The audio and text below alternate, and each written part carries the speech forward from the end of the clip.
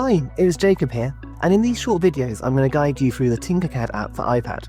This is one of my favourite apps to use in the classroom for 3D modelling and CAD work. So Tinkercad is a completely free app and you can make an account on our website, and then when you launch your account you'll get a screen that looks like this. From here I'm going to tap onto Create, and I want to create a new 3D design today.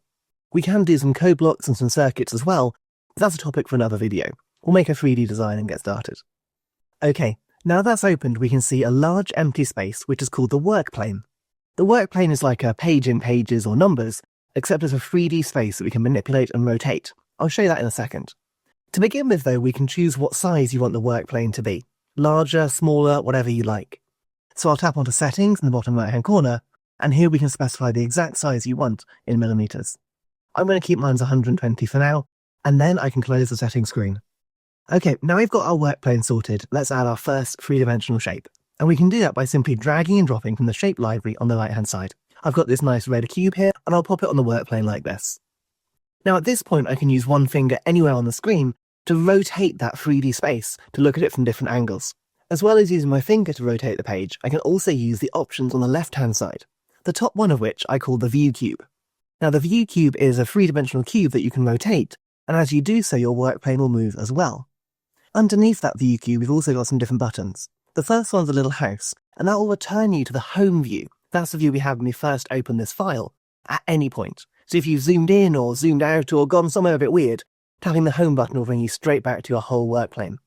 Underneath there is a button that will zoom into the model you've built, or the object you've currently selected. So rather than seeing the whole work plane, if I tap on here, it will zoom into that cube for me. And of course we've got zoom in and zoom out below as well. The view cube has got one other hidden power as well, and that is if you tap onto any of the faces of the cube, it's going to orientate your view to match that face. If you tap on top, for example, you'll get a top-down view of your model. And so that's your basic controls to move around and navigate in 3D space. Now we're going to have a look at changing the shape itself and moving that cube into something a little bit more interesting. Now, when you tap on the shape to select it, you're going to see little toggles in the corners, which you can drag and drop to resize. Grabbing the corner will scale the whole shape, and grabbing an edge will scale just that particular axis.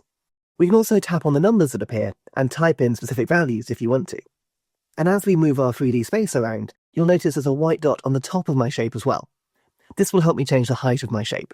So using these little squares, we can control every different aspect of that shape and the size it is on the page.